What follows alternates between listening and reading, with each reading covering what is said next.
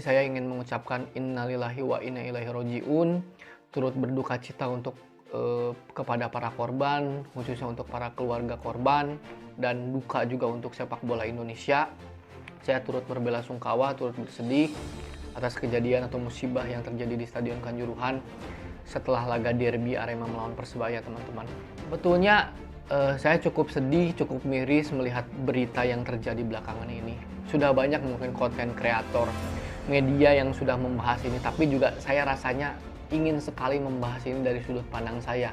Dari berbagai informasi yang saya dapat, dari berbagai info yang saya dapat, dan disclaimer dulu ya teman-teman, saya sebetulnya membuat video ini tidak ingin membuat gaduh, tidak ingin membuat situasi lebih keruh. Saya ingin menyampaikan opini sesuai yang apa yang saya tahu dan tidak berpihak atau tidak menyudutkan pihak manapun. Saya ingin memberikan pandangan, saya ingin sedikit mengulas dan menurut opini saya gitu kan, berdasarkan pengetahuan saya. Kita awali dengan ya seperti teman-teman tahu di berbagai media ya teman-teman, dari berbagai media konvensional ataupun media sosial, jumlah korban mencapai ratusan lebih ya. Menurut rilis resmi kepolisian sih katanya 125 yang meninggal, 428 korban, 323 luka dan 125 meninggal. Tapi beredar juga bahwa info-info di sosial media, dari Twitter, dari Instagram, dari YouTube katanya lebih dari 180 orang ya. Tapi maksud saya tidak bisa menyebutkan saklek berapa ya teman-teman. Yang jelas lebih dari 100 dan itu jumlahnya sangat banyak. Bahkan satu nyawa pun menurut saya terlalu banyak ya teman-teman. Jadi kita sebut saja 100 lebih orang menjadi korban ya, meninggal dunia gitu. Nah, sudah banyak yang bahas juga bahwa ini adalah kelalaian Panpel, bagaimana tiket yang seharusnya 35.000 sesuai dengan kapasitas stadion ternyata terjual sekitar 40 ribuan. Kemudian juga ada yang bilang ini salah supporter, kenapa kalah harus turun ke lapangan. Ada juga yang bilang ini keterlaluan nih polisi menembakkan gas air mata dan lain-lain lah gitu ya teman-teman. Sebetulnya pendapat-pendapat ini ada benarnya, tapi meskipun tidak sepenuhnya benar. Begini teman-teman, kan gampangnya gini ya, banyak yang berlogika seperti ini. Lah, kalau seandainya supporter nggak turun, seandainya menerima kekalahan, nggak akan terjadi dong korban sebanyak ini, gitu kan? Opini-opini orang yang mungkin tidak mengikuti perkembangan sepak bola, mungkin tidak tahu atmosfer di stadion seperti apa, atau mungkin juga yang sangat cinta damai gitu lah, mungkin bisa berbicara seperti itu. Tapi menurut saya teman-teman, kalau kita hanya berfokus pada kenapa supporter turun ke lapangan, itu sama sekali tidak memberikan solusi menurut saya. Karena apa? Faktanya kejadian ini kan berulang. Kejadian supporter masuk ke lapangan ini bukan satu kali dua kali. Sejak dulu sampai sekarang kan terulang gitu kan. Jadi ini pengulangan ini terus terjadi. Jadi sebetulnya akar permasalahannya bukan di situ. Kemudian juga soal tiketing katanya, soal rating televisi dan lain-lain. Nah, memang ini juga menjadi concern. Bagaimana katanya pihak kepolisian dan Panpel penyelenggara tuh sudah mengajukan pertandingan ini di sore hari. Namun katanya dari pihak LIB menolak dengan alasan yang saya belum tahu. Tapi pasti ada alasan kan di balik itu semua. Jadi intinya LIB menolak bermain pukul 20 katanya gitu. Kemudian juga aksi represif polisi yang menembakkan gas air mata ke arah tribun. Banyak juga lah beredar di sosial media, bagaimana di Twitter katanya banyak supporter yang terjebak di dalam stadion, tidak bisa keluar, pintunya terkunci, sementara gas air mata terus diarahkan, membuat sesak, bagaimana penonton berdesakan sambil menahan perihnya gas air mata. Kemudian juga banyak supporter yang berguguran, bahkan di locker room, di ruang ganti, para pemain Arema menyaksikan sendiri para supporter yang meninggal dunia. Ini merupakan tragedi yang memilukan. Bagaimana ada seorang anak yang pamit sama ibunya untuk menonton stadion, pulangnya tinggal nama. Bagaimana kita melihat foto seorang ayah yang menggendong anaknya, melindunginya dari gas air mata. Jadi ini sangat-sangat memilukan, sangat menyedihkan. Ini tragedi terbesar sepak bola di Indonesia dan sekaligus tragedi nomor 2 terbesar di dunia. Sebelumnya kita tahu tragedi di Peru ya teman-teman, tahun 64 menewaskan 300-an orang. Kemudian juga kita ingat tragedi di Ghana, 126 orang meninggal. Dan tragedi sepak bola yang paling populer mungkin tragedi Hillsborough ya. Hillsborough itu di kota Liverpool kalau nggak salah, di dekat kota Liverpool atau saya lupa ya. Yang jelas istilahnya tragedi Hillsborough. Nah, tragedi Hillsborough yang sangat terkenal ini kan 90 orang meninggal dunia. Dan sejak kejadian itu mengubah tatanan sepak bola Inggris, terutama dalam struktur stadion. Nanti kita akan bahas lebih dalam ya teman-teman. Kemudian juga selain itu ya ada juga pemberitaan seperti sanksi apakah yang akan diberikan FIFA. Katanya ada ancaman bahwa Piala Dunia U20 terancam tidak digelar, terancam akan ditinjau kembali oleh FIFA. Kemudian klub-klub Liga Indonesia terancam tidak bisa berkompetisi di Asia. Kemudian juga posisi ranking timnas Indonesia kembali terancam, ada sanksi pengurangan poin. Kemudian juga ada ancaman bahwa sepak bola Indonesia akan dibekukan lagi. Itu segelintir berita-berita yang memberitakan bahwa sanksi yang mungkin akan diterima Indonesia, meskipun Presiden FIFA, AFC sudah memberikan statementnya turut berbelasungkawa, tapi belum ada rilis resmi gitu kan teman-teman. Kemudian juga ada berita lain, bagaimana seluruh dunia berduka.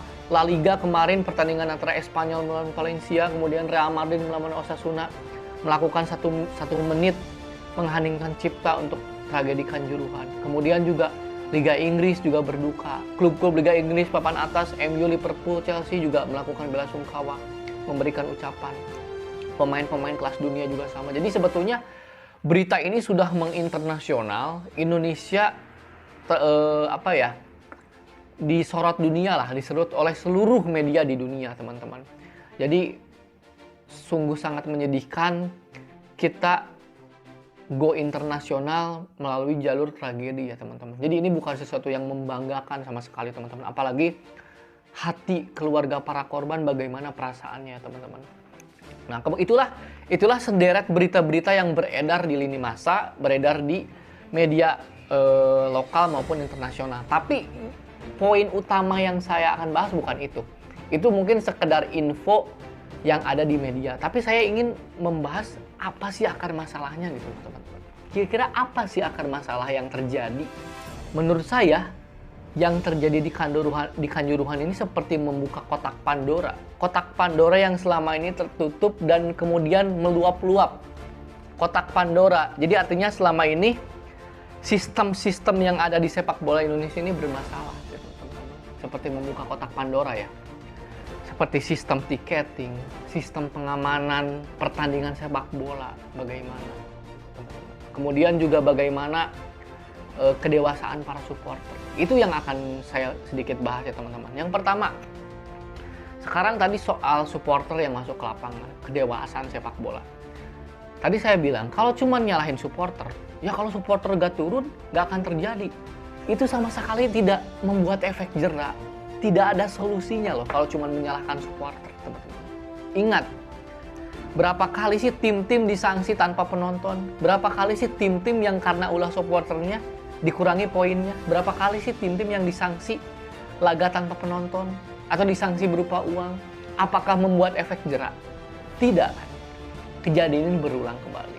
Supporter kecewa timnya kalah, kemudian melampiaskan amarah. Itu yang pertama. Yang kedua, sistem tiketing. Berapa kali sih pertandingan di Liga Indonesia jumlah penontonnya melebihi kapasitas? Sering lah gitu. Kita tidak bisa menutup mata itu hal yang sering terjadi gitu. Kemudian berapa kali sih aparat melakukan tindakan represif terhadap supporter? Sering kita lihat aparat memukuli. Meskipun mungkin segelintir aparat ya, dan itu juga mungkin dari sudut pandang mereka sudah sesuai SOP-nya gitu teman-teman ya, sudah sesuai SOP karena keadaan genting dan lain-lain.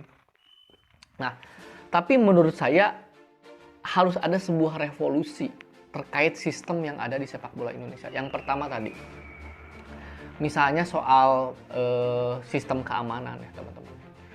Dulu kita ingat kalau teman-teman lihat di media, yang beredar di media, ada namanya Bapak Nugroho Setiawan. Beliau adalah satu-satunya orang Indonesia yang memiliki lisensi FIFA Security Officer. Jadi lisensi petugas keamanan FIFA gitu teman-teman. Maksudnya apa? Beliau sudah mempunyai sertifikat, sudah terlatih, sudah melakukan pelatihan dengan FIFA terkait pengamanan ketika ada di stadion berdasarkan standar-standar FIFA. Jadi teman-teman begini, FIFA itu sebagai induk organisasi sepak bola di dunia memiliki standar pengamanan ketika di stadion. Tentu ini berbasis riset, berbasis pengalaman, berbasis ilmu pengetahuan, bukan asal ngomong gitu. Jadi FIFA ini sangat berpengalaman. Nah, tentu saja di Indonesia pun kan otoritas yang berperan untuk mengamankan suatu pertandingan itu dari pihak kepolisian, karena izin keramaian itu diterbitkan oleh pihak kepolisian. Nah, ini mungkin sinkronisasi ini yang belum terjadi. Bagaimana pihak kepolisian bersosialisasi, atau ada orang atau ada pihak yang bersosialisasi dengan kepolisian terkait regulasi yang ada di FIFA. Jadi kalau misalkan regulasi FIFA ini disosialisasikan dengan baik dan benar, masif terhadap pihak kepolisian, ini akan menjadi kolaborasi yang baik.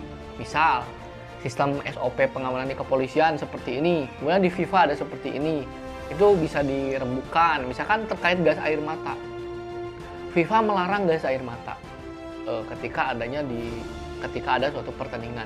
Nah, apakah aturan-aturan FIFA seperti dilarang membawa gas air mata ini sudah dipahami oleh petugas-petugas di lapangan gitu kan? Itu jadi pertanyaan juga kan teman-teman. Nah, Pak Nugroho ini salah satu orang yang punya lisensi itu. Sayang sekali beliau sudah ditugaskan di AFC ya teman-teman, di level yang lebih tinggi, karena mungkin di kita perannya waktu itu belum terlalu dibutuhkan, dan sekarang kan kerasa gitu loh bagaimana kemampuan untuk mengamankan suatu pertandingan itu sangat perlu. Jadi sebetulnya teman-teman begini, kalau berbicara hukum saya nggak ahli ya, tapi saya pernah baca dan pernah dengar bahwa dalam suatu pertandingan itu, suatu izin pertandingan sepak bola itu, supporter atau penonton itu berhak mendapatkan keamanan dan kenyamanan dalam menonton pertandingan, teman-teman. Tentu saja dengan SOP yang benar, dari pihak pengamanan juga harus dengan SOP yang benar. Orang-orang yang mengamankan pertandingan itu sebetulnya harus terlatih bagaimana cara mengamankan pertandingan sepak bola. Beda dengan cara mengamankan demo, beda dengan cara mengamankan terorisme, beda dengan cara mengamankan tindakan kriminal lainnya. Ini mengamankan pertandingan sepak bola, gitu teman-teman, yang jumlahnya banyak di stadion. Contoh, ketika ada berita viral supporter Aremania terjebak di suatu ruangan dan tidak bisa keluar padahal gas air mata terus dihembuskan, kan ini fatal. Mereka mau melarikan diri keluar karena sudah sesak, tapi pintu dikunci gitu. Ini gimana loh? Bagaimana? Yang pertama, sistem pengamanannya seperti apa? Kemudian juga selain sistem pengamanannya, struktur stadion.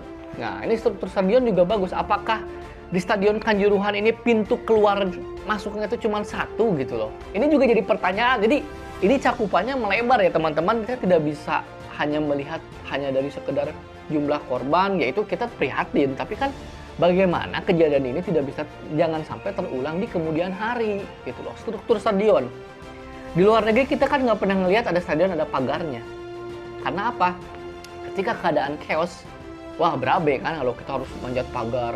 Kemudian juga pintu stadion cuma satu misalkan. Jadi bagaimana gitu keadaannya pasti chaos kan, panik kan. Ketika disemprotkan gas air mata, supporter berlarian mau lari kemana? Manjat ke pagar kan butuh waktu. Kemudian juga terbatas kan, banyak supporter lainnya. Kemudian ke pintu. Pintunya juga sebesar apa sih? Ada berapa sih pintu keluar masuknya? Itu juga harus diperhitungkan. Ini saya tidak menyalahkan pihak manapun, tapi menjadikan pelajaran bagaimana membangun stadion, bagaimana cara mengamankan pertandingan sepak bola. Ini butuh ilmu gitu loh. Dan ada baiknya PSSI sebagai federasi berkonsultasi dengan FIFA gitu loh. FIFA kan lebih tahu, mereka induk organisasi, berkonsultasi aja baiknya seperti apa.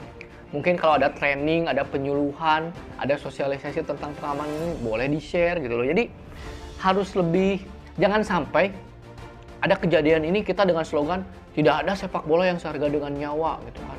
Kita turut prihatin.